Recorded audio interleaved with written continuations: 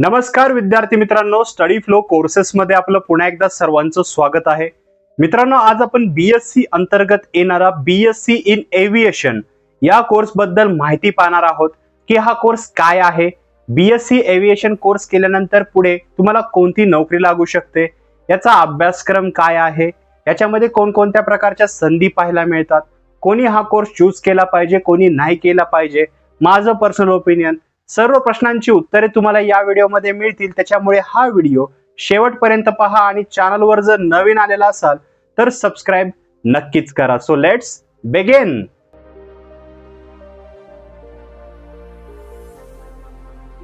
तर मित्रांनो, सर्वप्रथम पाहूया की बीएससी एव्हिएशन कोर्स नेमका काय आहे.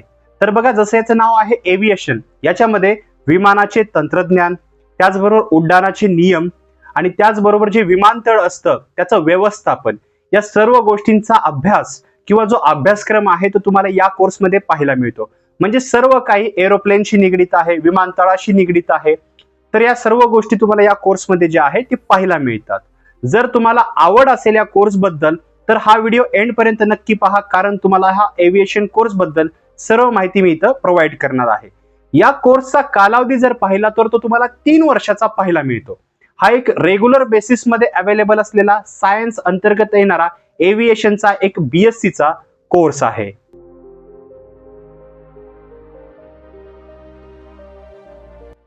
तर मित्रांनो, आता आपण याची शैक्षणिक पात्रता पाहणार आहोत. जर तुम्हाला या कोर्सला ऍडमिशन घ्यायचे आहे तर त्यासाठी एज्युकेशन क्वालिफिकेशन काही अटी ज्या आहेत त्या कंप्लीट करणं गरजेचं आहे. याच्यामध्ये तुमची 12वी कंप्लीट असली पाहिजे विथ मिनिमम 50 to 60% मार्क्स. तसेच तुमचा फिजिक्स आणि मॅथ हा विषय कंपल्सरी घेऊन तुम्ही 12वी कंप्लीट केलेली पाहिजे. म्हणजे फिजिक्स आणि मॅथ या विषयासह तुम्ही 12वी जर पूर्ण केलेली असेल तरी तुम्ही यांच्यासाठी जे आहे ते ऍडमिशन घेऊ शकता.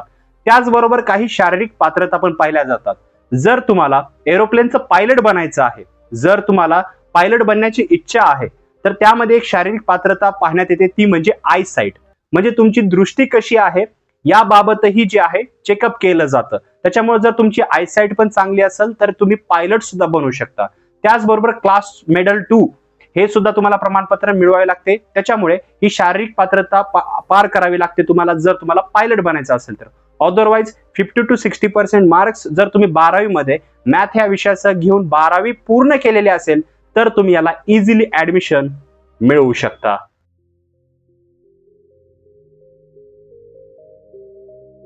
मित्रांनो, आता आपण या कोर्सची ऍडमिशन प्रोसेस पाहणार आहोत. जेही कॉलेजेस जे आपण पुढे पाहणार आहोत, जेही कॉलेजेस हा कोर्स ऑफर करतात अशा कॉलेजच्या नोटिफिकेशनवर तुम्हाला दरवर्षी लक्ष ठेवावे लागेल. जर तुमची नुकतीच 12वी कंप्लीट झालेली आहे आणि सांगितलेल्या याआधीचा मी फॉलोइंग क्रायटेरिया जर तुम्ही पूर्ण करत असाल तर तुम्ही याच्यासाठी इझिली ऍडमिशन मिळवू शकता. याच्यामध्ये ऍडमिशन मेरिट बेस ऍज वेल ऍज तुम्हाला डायरेक्ट ऍडमिशन पाहायला भेटतं. डायरेक्ट ऍडमिशन तुम्ही डायरेक्टली तुमच्या कागदपत्राची पडताळणी करून तुमचे जेही फॉलोइंग डॉक्युमेंट्स असतात ते सबमिट करून फी पे करून त्याच्यासाठी इझिली ऍडमिशन घेऊ शकता. दुसरं असतं एंट्रन्स एक्झाम बेस किंवा मेरिट बेस. काही कॉलेजेसमध्ये याची एंट्रन्स एक्झाम घेतली जाते, कॉलेज स्तरावरची ती एक्झाम असते. ती एक्झाम तुम्हाला देणे गरजेचे असतं, मस्ट असतं, द्यावीच लागते. ही एक्झाम दिल्यानंतर तुम्ही जर जास्त मार्क्स सिक्युअर केले, एक क्रायटेरिया असतो, त्याच्यानंतर तुमची सीट जी आहे सिक्युअर होते. आफ्टर दॅट कागदपत्र जे आहेत असतात तुमचे एज्युकेशनल डॉक्युमेंट्स ते सबमिट करून फी पे करून तुम्ही ऍडमिशन घेऊ शकता. ऍज वेल ऍज एक इम्पॉर्टंट गोष्ट म्हणजे याआधी मी सांगितलेली आहे, तुम्हाला जर पायलट बनायचं असेल तर आय साईट तुमची चांगली असणे गरजेचं आहे. यासाठी तुम्हाला जे आहे मेडिकल सर्टिफिकेट मिळावं लागतील. एक DGCA अप्रूव्ड जे डॉक्टर असतो किंवा क्वालिफाईड डॉक्टर असतो याकडून तुम्हाला जे आहे जे सर्टिफिकेट जे आहे म्हणजे त्याचा क्लिअरन्स मिळणे हे गरजेचे आहे जर तुम्हाला पायलट बनायचे आहे तर. अदरवाईज याच्यासाठी ऍडमिशन खूप सोपे आहे. मेरिट बेस ऍज वेल ऍज तुम्ही डायरेक्ट ऍडमिशन इझिली याच्यासाठी मिळवू शकता.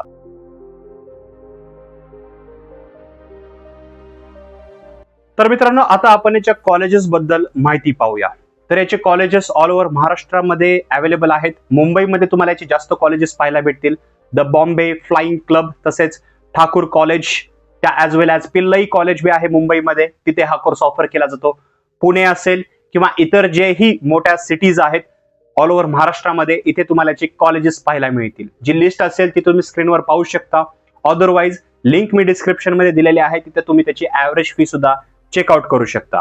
ॲज वेल ॲज महाराष्ट्राच्या बाहेर जर तुम्हाला जायची इच्छा आहे, जर कोर्स हा महाराष्ट्राच्या बाहेर तुम्हाला इतर राज्यामध्ये करायचा आहे, तर तुम्हाला खूप युनिव्हर्सिटीज पाहायला भेटतील. तिथे तुम्ही हा कोर्स करू शकता.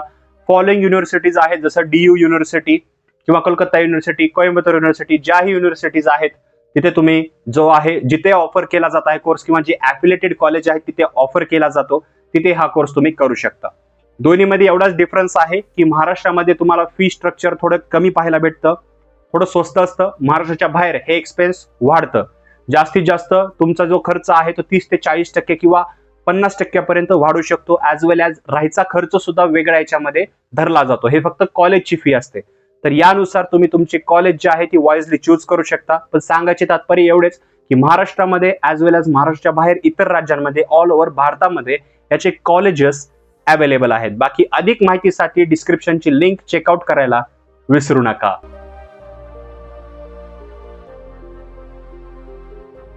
तर मित्रांनो, आता आपण याच्या कालावधीबद्दल डिटेलमध्ये पाहणार आहोत. मित्रांनो, याचा कालावधी 3 वर्षाचा आहे. हा रेग्युलर बेसिसमध्ये अवेलेबल असलेला कोर्स आहे. तुम्हाला रेग्युलर बेसिसवर हा कोर्स करावा लागेल. 3 वर्षामध्ये तुम्हाला सेमिस्टर पद्धत पाहायला भेटते. याच्यामध्ये 6 सेमिस्टर असतात. पहिल्या सेमिस्टरमध्ये तुम्हाला बेसिक गोष्टी शिकवल्या जातात, जसं विमानाबद्दल माहिती शिकवली जाते, हवामानशास्त्र ज्याला मेटिओरॉलॉजी म्हणलं जातं, त्याचबरोबर इंजिन बद्दल तुम्हाला माहिती दिली जाते. म्हणजे जी बेसिक माहिती असते तुमचा पाया बनवला जातो. जसं जसं तुम्हाला वेगवेगळे विषय शिकवले जातात, जे की आपण पुढे पाहणार आहोत. तुम्ही 3 वर्ष पूर्ण करता. 3 वर्षामध्ये जर तुम्हाला पायलट बनायचं आहे, तर जर तुम्हाला कमर्शियल पायलट लायसन्स म्हणजे CPL जर मिळवायचे असेल, तर लक्षात ठेवा 200 घंट्याचं उड्डाण म्हणजे 200 घंटे तुम्ही उडान केलेली पाहिजे, तेव्हा तुम्हाला CPL म्हणजे कमर्शियल पायलट लायसन्स मिळतं. हे तुम्हाला लक्षात ठेवायचं आहे. म्हणजे ऍक्च्युअली याच्यात उडान प्रशिक्षण पण दिलं जातं, जे की थोडं इंटरेस्टिंग आहे. त्याचबरोबर याच्यामध्ये जो कालावधी असतो या उड्डाण प्रशिक्षणाचा तो 18 ते 24 महिन्याचा असतो. याच्यामध्ये तुम्हाला बऱ्याच गोष्टी शिकवल्या जातात. मग ते हवामानाबद्दल असेल, त्याचबरोबर जे हवामान कायदे असतात, जे हवाई कायदे असतात, उडायचे पण कायदे असतात, एव्हिएशन रूल्स असतात, ते कसे फॉलो करायचे, सर्व गोष्टी तुम्हाला शिकवल्या जातात. ज्यावेळेस तुम्ही हे 3 वर्ष पूर्ण करता, ज्यावेळेस जर तुम्हाला CPL मिळालेलं असेल सर्टिफिकेट, तर तुम्ही एक कमर्शियल पायलट लायसन्स तुम्हाला मिळालेलं असतं, तुम्ही पायलट बनू शकता. हे कंप्लीट झाल्यानंतर तुम्ही हायर एज्युकेशन सुद्धा करू शकता. त्याचबरोबर गव्हर्नमेंट जॉबसाठी अप्लाय सुद्धा करू शकता किंवा प्रायव्हेट सेक्टरमध्ये जॉब मिळू शकता. आता या जॉब कोणत्या, त्याचबरोबर याच्यामध्ये काय काय संधी आहेत किंवा याचा सिलेबस काय, तर ते आपण फर्दर पुढे पाहणारच आहोत.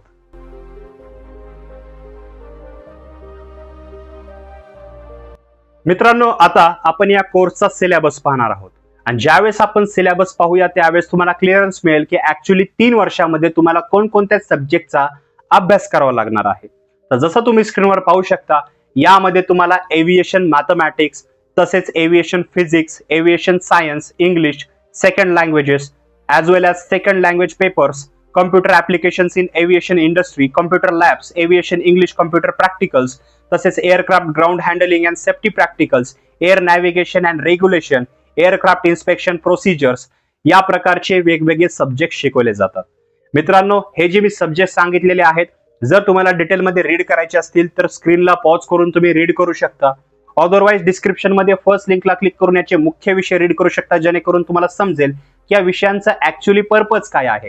पण ज्यावेळेस आपण या सर्व विषयांवर फोकस करतो, याच्यामध्ये एव्हिएशन मॅथमॅटिक्स शिकवलं जातं, म्हणजे गणिताचा भाग आहे. इंजिन बद्दल माहिती दिली जाते, जे एव्हिएशनचे रूल्स असतात ते कसे फॉलो करायचे, जे सिक्युरिटी प्रोसिजर्स असतात म्हणजे विमानाबद्दलचे सिक्युरिटी जे असतात प्रोसिजर असतात ते फॉलो करावे लागतात. पायलट्स असतील, को पायलट्स असतील यांना, तर हे कशा प्रकारे हँडल केले जातात, या सर्व गोष्टींचा अभ्यास तुम्हाला याच्यामध्ये शिकवला जातो. त्याचबरोबर या सिलेबस अंतर्गत कमर्शियल पायलट लायसन्स तुम्ही मिळवू शकता. पण मी जसं सांगितलं 200 घंटे उड्डाण तुम्ही कंप्लीट केलं पाहिजे. जर हवामान चुकीचं असेल म्हणजे हवामान बरोबर नसेल तर त्यावेळेस तुम्हाला हे प्रशिक्षण दिलं जात नाही. ज्यावेळेस क्लिअरन्स असेल तर 18 ते 24 महिन्यामध्ये तुम्हाला 200 घंटे जर तुम्ही पूर्ण केलेले असतील किंवा तुम्ही जर हे कंप्लीट कराल तर त्यावेळेस तुम्हाला कमर्शियल पायलट लायसन्स सुद्धा मिळतं. म्हणजे प्रॅक्टिकल याच्यामध्ये ह्यूज आहे. त्याचबरोबर एव्हिएशन बद्दलचे प्रोसिजर्स बद्दल माहिती असेल तर तुम्हाला ऍक्च्युअली जे एरोप्लेन्स असतात, एअरक्राफ्ट असतात, जेही प्रायव्हेट जेट्स असतात किंवा जेही उडणाऱ्या गोष्टी आहेत, एव्हिएशनच्या ज्याही गोष्टी आहेत, इंजिन्स आहेत, त्याच्याबद्दल तुम्हाला प्रॅक्टिकल नॉलेज दिलं जातं.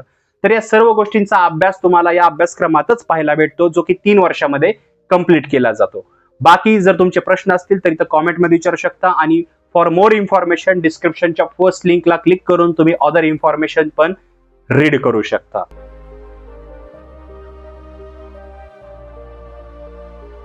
तर मित्रांनो, आता पाहूया की हा कोर्स केल्यानंतर आपल्याला पुढील संधी काय पाहायला मिळतात. म्हणजे ज्यावेळेस तुम्ही हा कोर्स कंप्लीट कराल 3 वर्षानंतर तुम्हाला पुढे काय काय करता येतं. सर्वप्रथम आहे हायर एज्युकेशन. बघा, हा BSc मधला कोर्स आहे, BSc एव्हिएशन. पुढे तुम्ही MSc एव्हिएशन सुद्धा करू शकता, जे की पोस्ट ग्रॅज्युएशन आहे. As well as ISRO, DRDO ज्या संस्था आहेत, ज्या गव्हर्नमेंट संस्था आहेत, यामध्ये तुम्ही रिसर्च सुद्धा करू शकता. जर तुमचं अजून तुमच्याकडे रिसोर्सेस आहेत, अजून वेळ आहे, शिकण्याची इच्छा आहे, तर पुढे तुम्ही जे आहे PhD पण करू शकता, मास्टर सुद्धा करू शकता. पण हे कम्प्लिटली तुमच्या डिसिजनवर पेंडिंग राहील इन फ्युचर. सेकंड तुमच्याकडे ऑप्शन आहे गव्हर्नमेंट जॉब. तर बघा, हे डिग्री कोर्स आहे. डिग्री कोर्स कंप्लीट केल्यानंतर तुम्ही व्हेरियस गव्हर्नमेंट जॉब ज्या असतात, जे गव्हर्नमेंटचे क्षेत्र असतात, तिथे ऑटोमॅटिकली एक्झामसाठी एलिजिबल होता. तुम्ही वेगवेगळ्या परीक्षा देऊ शकता. MPSC असेल, UPSC असेल, रेल्वे बोर्ड एक्झाम असतील, SSC असेल, या परीक्षा देऊन तुम्ही एक डिसेंट गव्हर्नमेंट जॉब सुद्धा मिळू शकता. पण त्याच्या मागची मेहनत किती असते, त्याचबरोबर त्याच्यामध्ये किती सॅक्रिफाईस असतं किंवा डेडिकेशन असतं, हे तुम्हाला पाहावं लागेल. ॲज वेल ॲज कॉम्पिटिशन नुसार तुम्हाला याची तयारी फ्युचरमध्ये करावी लागेल.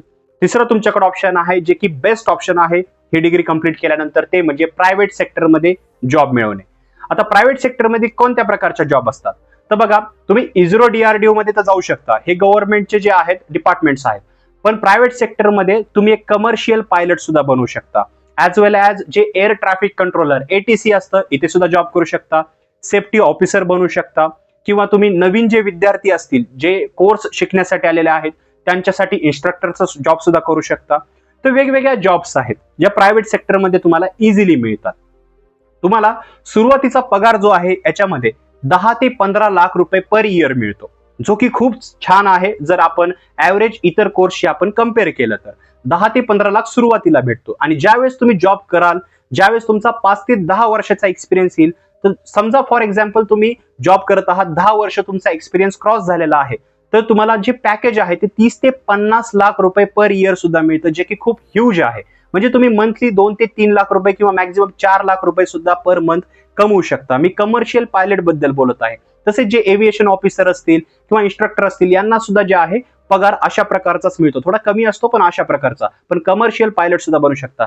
त्याचबरोबर तुमच्याकडे स्किल्स चांगल्या आहेत, तुम्ही खूप सेफ्टी फॉलो करता, तुम्ही एक परफेक्ट पायलट्स आहात, तर तुम्ही जे मोठे मोठे उद्योगपती असतात, जे मिलेनियर आणि बिलेनियर्स असतात, यांच्यासाठी प्रायव्हेट त्यांचे जे चार्टर्ड प्लेन्स असतात, तर तिथे सुद्धा पायलट बनू शकता. तिथे सुद्धा ते खूप ह्यूज सॅलरी जे आहेत ते तुम्हाला पे करू शकतात किंवा पे करतात सुद्धा. तर खूप संधी ज्या आहेत त्या प्रायव्हेट सेक्टरमध्ये तुम्हाला पाहायला मिळतात. मित्रांनो, या तिन्ही संधीचा उपयोग तुम्हाला तेव्हा करता येईल ज्यावेळेस तुम्ही हा कोर्स सिरियसली कराल आणि चांगल्या कॉलेजमधून कराल. त्याचबरोबर तुम्ही जर 200 घंटे कंप्लीट केले तर कमर्शियल पायलट लायसन्स सुद्धा मिळतं. ॲज वेल ॲज तुम्ही जर ड्युटी करत राहिलात, तुम्ही एक्सपिरियन्स घेत राहिलात, जर 10 वर्ष कंप्लीट केलेले असतील, 5 ते 10 वर्ष मिनिमम एक्सपिरियन्स असेल, तर पॅकेज सुद्धा भविष्यामध्ये वाढतं. पण लक्षात ठेवा, या संधीचा वापर तेव्हाच करता येईल ज्यावेळेस कोर्स हा तुम्ही सिरियसली कराल. हे मी रिपीट करत आहे. बाकी अधिक माहितीसाठी डिस्क्रिप्शनच्या लिंकला तुम्ही क्लिक करून, फर्स्ट लिंक आहे तिथे क्लिक करून तुम्ही एक्स्ट्रा इन्फॉर्मेशन सुद्धा रीड करू शकता.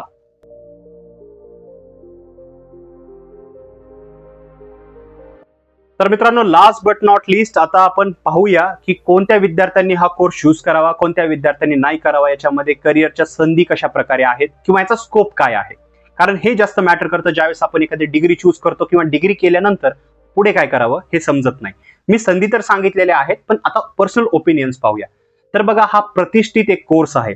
याच्यामध्ये प्रॅक्टिकलवर जास्त भर दिला जातो. फक्त हा रट्टा मारण्याचा कोर्स नाहीये. मॅक्झिमम प्रॅक्टिकलवर भर दिला जातो.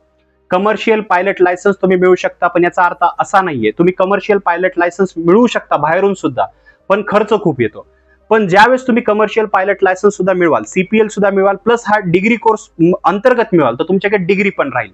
याचा फायदा काय, तर ज्यावेळेस समजा भविष्यामध्ये तुम्ही पायलट आहात, पण काही कारणास्तव, शारीरिक कारणास्तव तुम्हाला जर काही डिसीज झाला, प्रॉब्लेम झाले तुमचे, आणि जर तुम्हाला पायलट पदावरून दूर करण्यात आलं, तर तुम्ही बेरोजगार होणार नाहीत.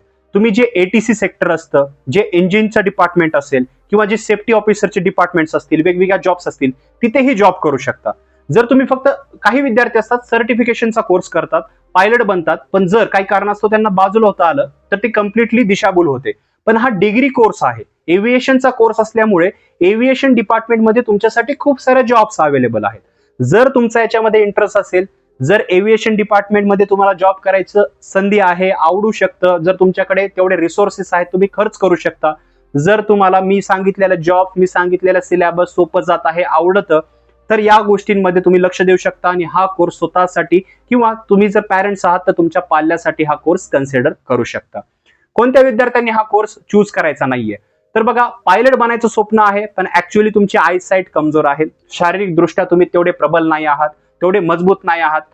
कारण जर तुमचं पायलट बनायचंच ध्येय असेल तर हा कोर्स तुमच्यासाठी नाहीये. पण जर तुमच्याकडे जर एटीसी मध्ये काम करायचं आहे, सेफ्टी ऑफिसर, ज्या मी जॉब सांगितलेल्या आहेत किंवा डिस्क्रिप्शनच्या लिंक मध्ये दिलेल्या आहेत, जर तुम्हाला आवड असेल तर या कोर्सला या.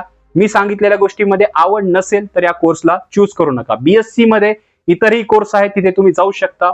जर मॅथ तुम्ही घेतलेला आहे, कारण या विषयाला जर तुम्हाला ऍडमिशन घ्यायचं आहे तर मॅथ कंपल्सरी असतं, तर तुम्ही इंजिनिअरिंगच्या क्षेत्रामध्ये सुद्धा जाऊ शकता. तर हे लक्षात घ्यायचं आहे. याच्यामध्ये जो बेसिक खर्च होतो किंवा कॉलेजची फी काय असते हे सर्व मी डिस्क्रिप्शनच्या लिंक मध्ये दिलेले आहे. ऍव्हरेज सॅलरी जॉब्स बद्दल दिलेलं आहे. बाकी कशा प्रकारे हा प्रतिष्ठित कोर्स आहे तर लक्षात ठेवा, आपला भारत देश 3रा नंबर येतो एव्हिएशन मध्ये, कारण नवीन नवीन एअरलाइन्स बनत आहेत.